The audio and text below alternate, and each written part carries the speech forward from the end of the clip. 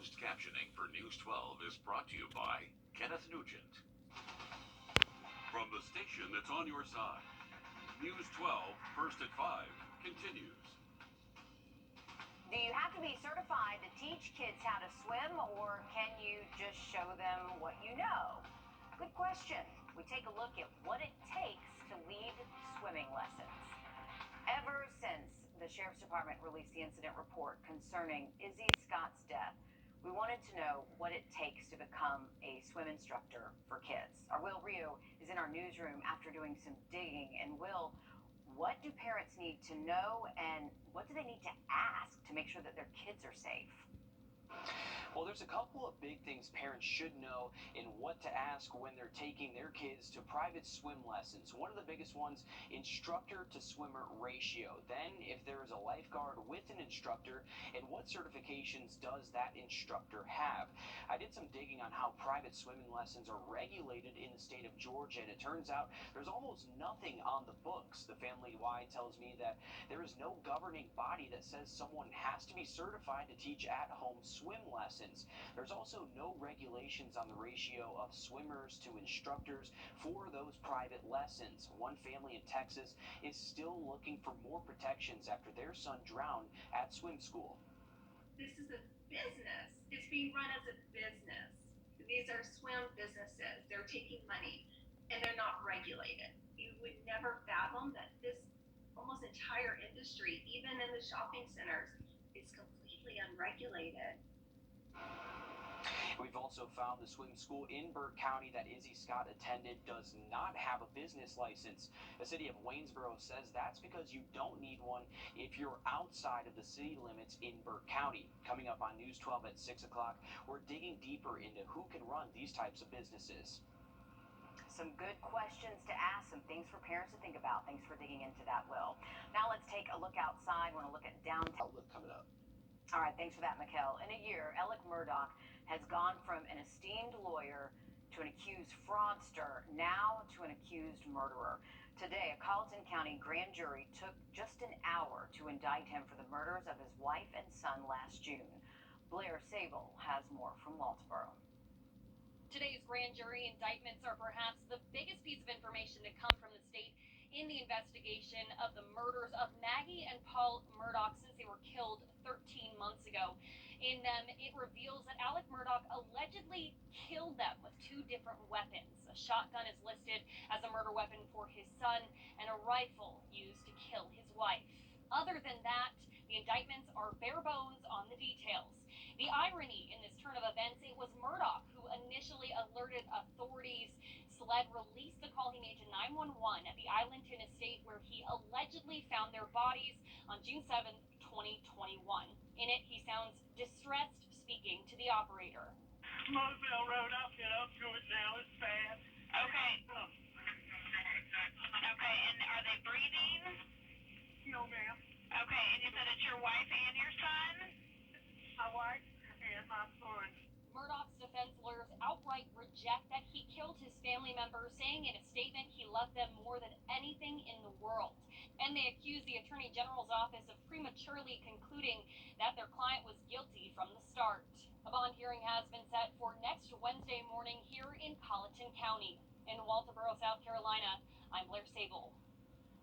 The Richmond County Public Information Officer released a statement today concerning the Fox Trace incidents. They say deputies responded to a victim with a gunshot wound. This happened around 9:15 in the morning yesterday after the victim reported a group of people broke down his door and assaulted him. Deputies went back to his house to investigate, and that's when they found another person allegedly injured by that very same group.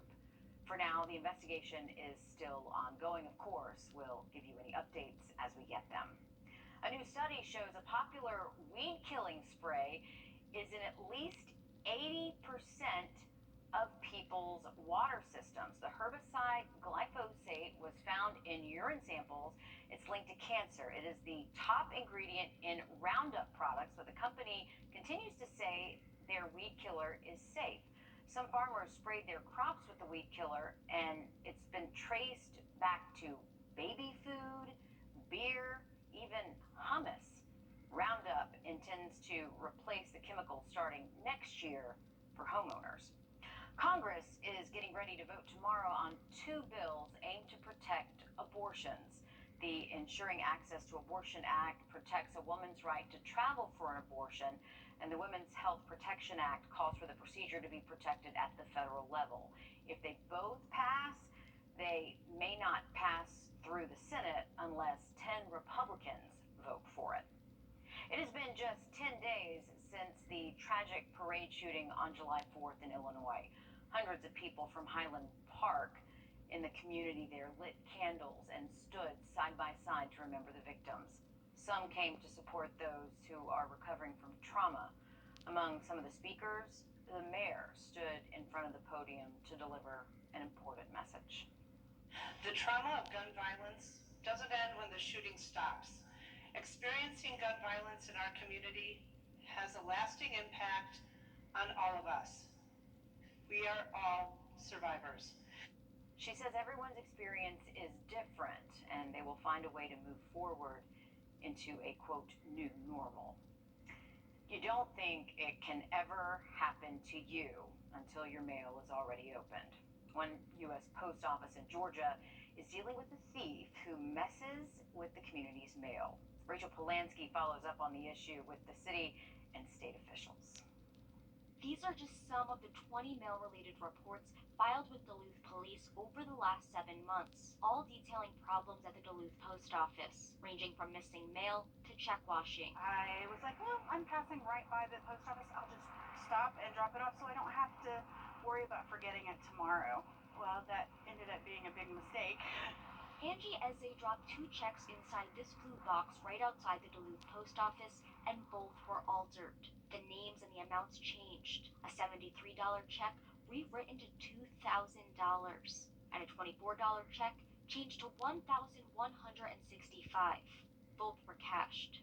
It was really shocking because it felt really bold to me. Oh, they didn't receive it yet. Pamela Campori also filed a report with Duluth PD after her passport and visa were stolen from this envelope, which she sent priority and dropped off inside the Duluth post office, trying to renew her travel documents. That is the last time I'm gonna send nothing via post office. Senator Warnock detailed these experiences in his letter to Chief Postal Inspector Gary Barksdale, and I spoke to him about that from his office in D.C. I think transparency is so important, which is why I wrote the letter to the Chief Postal Inspector.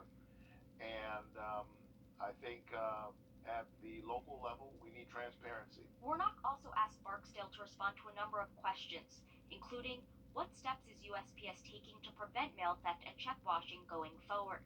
They're similar to the questions I tried to ask Greater Atlanta Postmaster Thalonda Woods. I've been trying to get in touch with you for quite some time to talk about the problems at the Duluth post office. Do you have a couple of minutes? No comments about that. Who did not want to talk with me. Taxpayers support the Postal Service. Yes, ma'am. Your agency works under the federal government. Again, I don't have any responses for that. I also asked the senator about that interaction. They work for the people of Georgia. They work for the American people. We ought to be able to reasonably expect that we'll get clear information about something as serious as people's documents.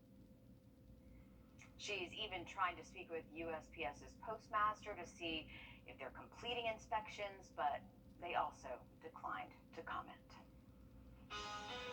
With showers and storms continuing around the CSRA, we're seeing these little outflow boundaries popping up more cells even further north of the Augusta area now. We'll talk more about continued rain chances for this evening coming up. America's value destination. Right now, a sinking problem in Peachtree Corners has some local businesses there fed up. Take a look at this massive hole that opened up along the Industrial Boulevard and Winters Chapel Road area. While the location is on private property, the pipe under it acts as a drain, and that's actually the city's responsibility. The contractor says it could take $500,000 to fix it.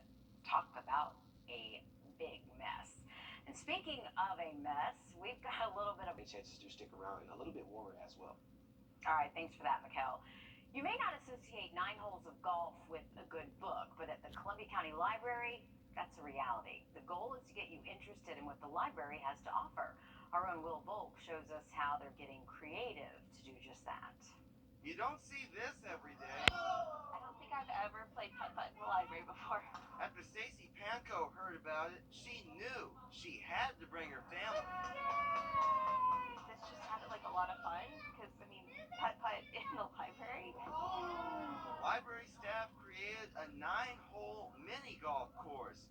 One hole has a windmill, this one's in the dark, and check this out. This hole goes through the elevator. We want to bring people in. We want them to have fun. We want them to realize that this is a really great asset to the community. Debbie Burton is with Friends of the Library. They created this event to raise money and spark some interest in the library, too. If the children also are inspired by the books or the holes and the books, might get them to read.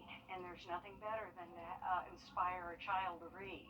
Just seeing it in a totally different light is a lot of fun for me and for the kids as well. Pankow's happy to be here, even if this course is a little tricky. It's par 2 for every hole, and so I think that we were like averaging at 5 each hole now. But for them, it's not all about having a good score. It's about having a good time. In Evans, Will Volk, on your side. That's how I look at golf anyway, right? Money raised from this goes back to the libraries, and they hope to make this an annual tradition. If you pay for Amazon Prime, you expect 2-day shipping, right? Well, we look at what to do if that doesn't happen next in What the Tech. Billions of dollars in merchandise will be in transit this week. Now, Local trusted expert in crawl space sealing. Call us today for a free estimate. billions of dollars in merchandise will be in transit this week now that Amazon's annual Prime Day event is over. Amazon customers anticipate those packages will arrive within 2 days. So what happens if those packages arrive late? As our consumer tech reporter Jamie Tucker explains, you might get a discount, but only if you're polite. You pay $139 for an Amazon Prime subscription, maybe because of the 2-day free shipping promise. However, that doesn't always happen, especially during Amazon Prime days. For example, this Amazon Echo Show 5. Once I put it in the cart, it shows it won't be delivered for 3 to 6 months. What gives? Well, items that sell out, such as this one, can't be delivered or even shipped until Amazon gets more in. And according to Amazon's own policy, delivery in 3 to 6 months still falls within the 2-day free shipping promise because the 2-day shipping clock doesn't even start until the product ships.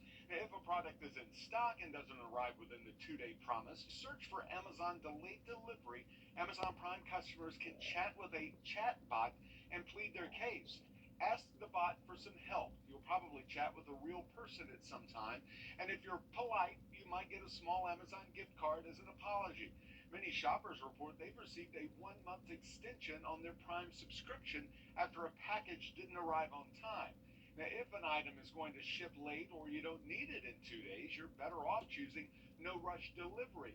You'll get $1 for each item ordered toward a digital purchase such as a Kindle book or music. If you're not a Prime member and the item doesn't arrive on time, the shipping charges should be refunded. However, Amazon's policy never specifically addresses what happens when a Prime member orders something and it's not delivered on time. So the 2-day free shipping is more of an expectation than a guarantee. That's What the Tech. I'm Jamie Tucker. Okay, we're just 3 weeks away from Friday Night Lights here in the CSRA. Teams making some final tweaks before fall. Sports reporter Alyssa Lyons tells us why Grovetown football is taking it one day at a time. Well, Grovetown football has not had a winning season since 2018. Last year was one game better than the last, moving to 3-8. The young Grovetown squad, with an even younger head coach, hopes to turn things around on the gridiron this season. Head coach Corey Evans is entering his second year at the helm of the Warriors. He says though this team is a work in progress, they have a lot to work with. 15 seniors lead a pack of more than 30 juniors and even more sophomores. There's still a lot of learning left to do for this young crew. That's why Evans is trying to squeeze in as much as he can before the lights turn on Friday night. We got kids that compete. We can make football players out of them. The biggest thing we're looking at right now is lack of experience. We're trying to get kids to understand what we expect of them, what their assignments are. But day by day, it's getting a little bit better. Next week, the Warriors head to Burke County for a little preseason matchup. Well, thank you for that, Alyssa. As far as radar goes, we are still tracking some showers and embedded thunderstorms and still concerned about some flooding issues, especially across the southern CSRA. We'll talk more about that coming up next. The Marines. Breaking news out of Edgefield County, where we're learning an inmate there has died. The Edgefield County Sheriff's Office says an inmate was found unresponsive in his cell around 2 o'clock this afternoon. We're told there will be an autopsy to determine exactly how the inmate died. The South Carolina Law Enforcement Division is also investigating. Miguel? Well, we are still tracking